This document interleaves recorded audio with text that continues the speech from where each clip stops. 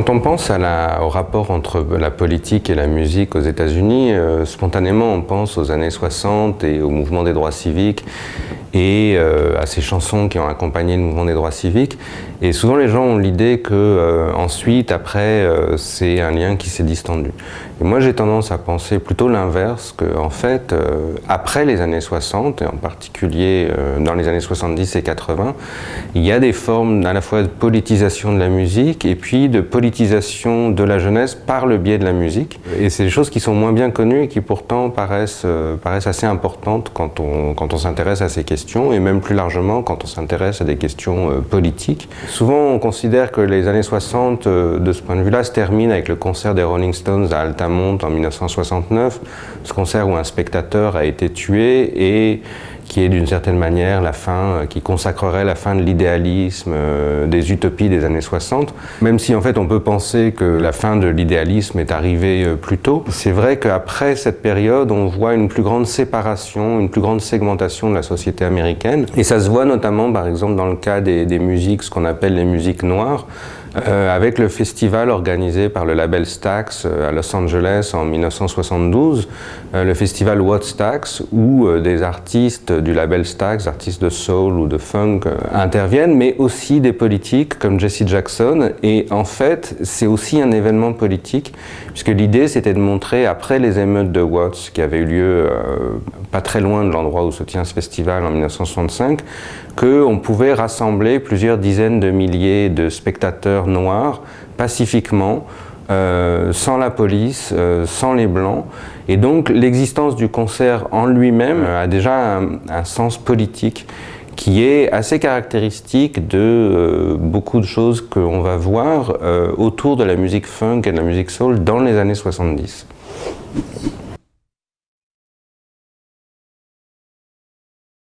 Il y a un endroit et une période qui sont particulièrement intéressants pour comprendre à la fin des années 70 et au début des années 80 les rapports entre musique et politique aux États-Unis. C'est la ville de San Francisco et la scène punk de San Francisco, et en particulier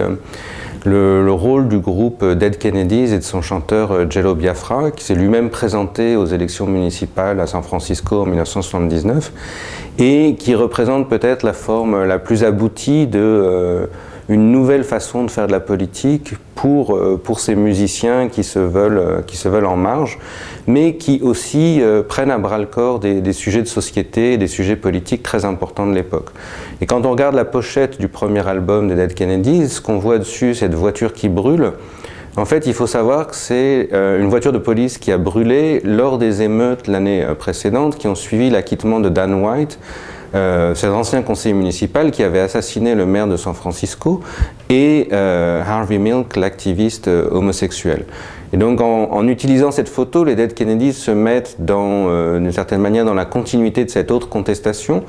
et leur album est rempli en fait de messages qui sont des messages très réels sur des problèmes du moment, comme par exemple la chanson Let's Lynch the Landlord, donc lynchons le propriétaire,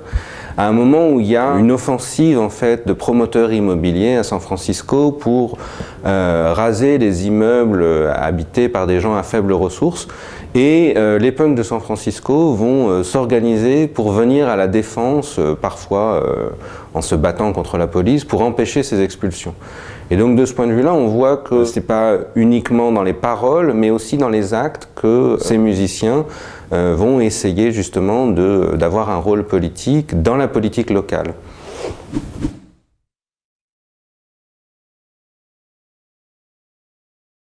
Les prises de position politique des musiciens aux États-Unis sont reçues différemment aussi selon le genre de musique auquel on les identifie. Et je pense en particulier à ce qu'on a appelé la controverse des Dixie Chicks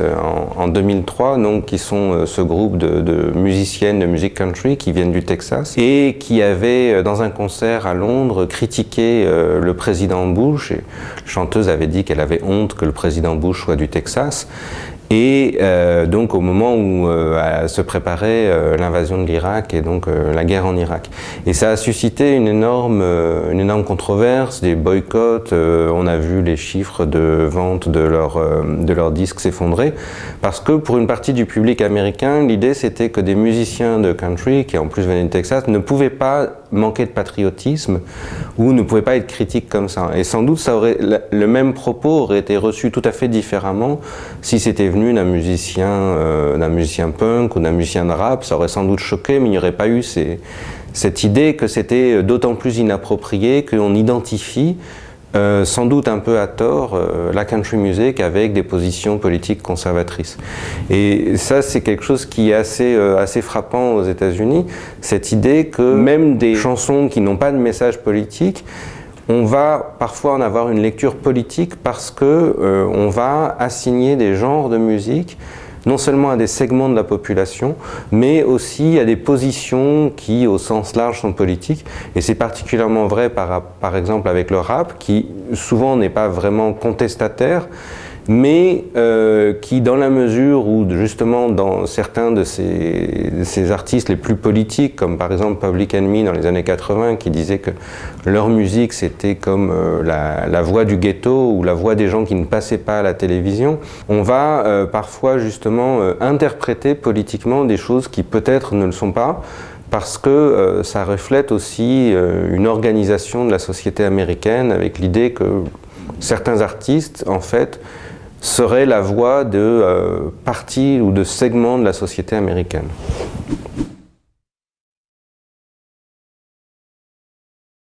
Ce qui a changé, c'est ce qu'on pourrait appeler le passage de la contre-culture à des sous-cultures. Et on peut observer ça aussi bien avec, par exemple, la sous-culture punk ou bien le rap. Cette idée que les formes de politisation qui sont liées à la musique vont s'adresser plutôt à une partie de la population, n'auront pas vocation à être généralistes, mais aussi vont s'intéresser à des questions parfois beaucoup plus locales, des questions comme l'occupation de l'espace public, la question du logement. C'est une autre forme de politique qu'on observe qui s'empare moins peut-être de grandes questions, mais d'enjeux qui concernent plus directement, plus proches des gens, comme par exemple les rapports avec la police. Et ça, finalement, on observe de ce point de vue-là la même évolution pour les rapports entre musique et politique qu'on observe de manière plus générale pour la politique aux États-Unis depuis les années 70.